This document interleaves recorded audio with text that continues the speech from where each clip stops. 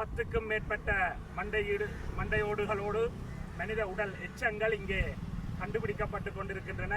மக்கள் கொலை செய்யப்பட்டு புதைக்கப்பட்டிருக்கலாம் என்ற சந்தேகம் மிகவும் கொடூரமான முறையில் ஒன்றின் மீது ஒன்றாக பலர் கொன்று புதைக்கப்பட்டிருப்பதாக இந்த புதகுழி அகழ்வு வெளிப்படுத்தி நிற்கின்றது. இந்த எலும்புக்கூடுகள் எவ்வளவு காலத்துக்குரியவை, எப்போது மரணமடைந்திருக்கிறது என்ற தகவல்களை இந்த மனித புதகுழிகள் தொடர்பான உண்மை இன்னும் உரிய வகையில் கண்டறியப்பட்டு நீதி நிலைநாட்டப்படவில்லை. செம்மணி சித்துப்பாட்டில் கண்டறியப்பட்டுள்ள மனித புதகுழி அகழ்வு சர்வதேச கண்காணிப்பின் கீழ் சர்வதேச நியமங்களை பின்பற்றி முன்னெடுக்கப்பட வேண்டும் என கோரி நிற்கின்றோம். வடக்கு மற்றும் கிழக்கு மாகாணங்களை சேர்ந்த வலிந்து காணாமல் ஆக்கப்பட்டவர்களின் உறவினர்கள் சங்கமாக யாழ்ப்பாணம் செம்மணி சிந்துப்பாட்டில் தற்போது மேற்கொள்ளப்பட்டு வரும் மனித புதகுழி அகழ்வு தொடர்பாக எமது தீவிர கவனத்தையும் இடர்பாட்டையும் வெளிப்படுத்துகின்றோம். ஏற்கனவே தமிழர் தாயக பரப்பிலும் ஸ்ரீலங்காவிலும் 22க்கும் மேற்பட்ட மனித புதகுழிகள் கண்டுபிடிக்கப்பட்டு அகழ்வுகள் மேற்கொள்ளப்பட்டுள்ள நிலையில் மன்னார் சதோசா வளாக மனித புதகுழி, மன்னார் திருக்கேதீஸ்வரம் மனித புதகுழி, கொக்கத்தொடுவாய் மனித புதகுழிகளின் அகழ்வுகள் நடைபெற்று மிக அண்மை காலமாக தொடர்ச்சியாக வழக்கு விசாரணைகள் இழுத்தடிக்கப்பட்டு இடம்பெற்று வருகின்றதே தவிர இந்த மனித புதகுழிகள் தொடர்பான உண்மை இன்னும் உரிய வகையில் கண்டறியப்பட்டு நீதி நிலைநாட்டப்படவில்லை. எனவே நாங்கள் உள்நாட்டு நீதி பொறுப்புகளில் நம்பிக்கை இழந்தவர்களாக தொடர்ச்சியாக இவ்வாறாக கண்டுபிடிக்கப்பட்டு அகலப்படும் மனித புதகுழிகள் தொடர்பாக சர்வதேச கண்காணிப்பையும் சர்வதேச நீதி பொறிமுறையையும் வலியுறுத்தி நிற்கின்றோம். தற்போது வரை யாழ்ப்பாணம் செம்மணி சிந்துப்பாட்டில் நீக்கப்பட்ட அல்லது அடையாளம் காணப்பட்ட மனித எச்சங்கள் எண்ணிக்கை 14 தாண்டியுள்ளது. இதில் சிறு குழந்தைகளின் உடல் எச்சங்களும் அடங்குவதாக அறிகின்றோம். மிகவும் கொடூரமான முறையில் ஒன்றின் மீது ஒன்றாக பலர் கொன்று புதைக்கப்பட்டிருப்பதாக இந்த புதகுழி அகழ்வு வெளிப்படுத்தி நிற்கின்றது. ஒரே இடத்தில் ஒன்றுக்கும் மேற்பட்ட மனித உடல்கள் கண்டெடுக்கப்படும் போது அந்த இடம் சர்வதேச நியமங்களுக்கும் ஏற்ப மனித புதகுழி என அடையாளப்படுத்தப்பட வேண்டும் என வலியுறுத்துகின்றோம்.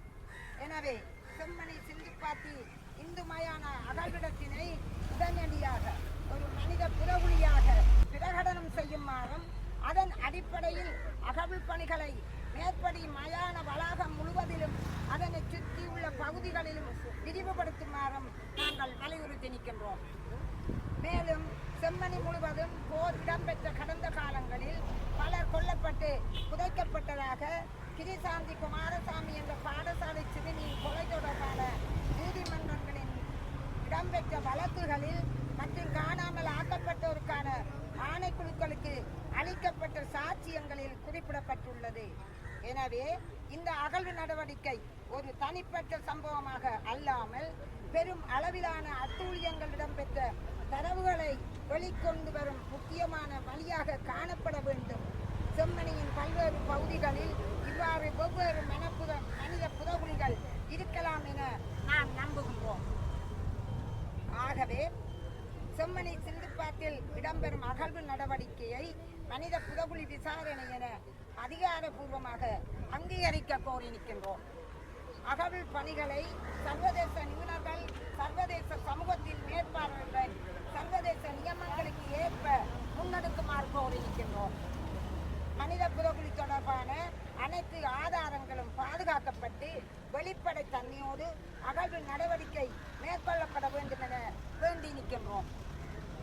மனித புதகுழி அகழ்வு நடவடிக்கை ஊடகங்கள், ஊடகவியலாளர்கள் மற்றும் பாதிக்கப்பட்ட தரப்பினரான காணாமல் ஆக்கப்பட்டவர்களின் உறவினர்கள் சுதந்திரமாக மட்டுப்படுத்தல்கள் இன்றி அறிக்கையிடுவதற்கும் கண்காணிப்பதற்கும் ஏற்பாடுகள் மேற்கொள்ளப்பட வேண்டும். எதிர்வரும் மாதங்களில் இலங்கைக்கு வருகை தருவார்கள் என எதிர்பார்க்கப்பட்டுள்ள ஐக்கிய நாடுகளின் மனித உரிமை பேரவை ஆணையாளர் வடக்குக்கு பயணம் செய்து செம்மணி மனித புதகுழியை பார்வையிட்டு நீதியை நிலைநாட்டுவதற்கு உரிய பங்களிப்பை வழங்க வேண்டும் என கேட்டு நிற்கின்றோம். யாழ்ப்பாணம் சென்றிருக்கிற மாணவர்களுக்கு இந்த சிந்துவாட்டி இந்துமயான